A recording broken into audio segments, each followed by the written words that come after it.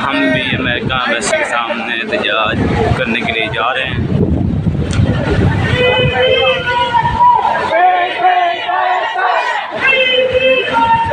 ये कह रहे हैं कि फलस्तीन को फ्री करो। ये बोर्ड भी उठाए हुए आप देख रहे हैं।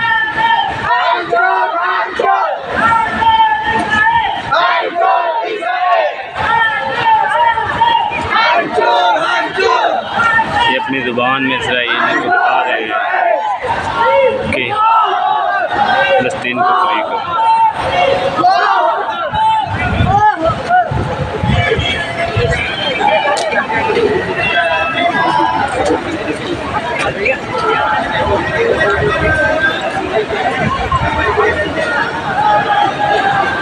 बहुत ज़्यादा तादाद में जा चुके हैं आगे और बहुत ज़्यादा तादाद में पीछे आ रहे हैं लोग, गोरे भी शामिल हैं।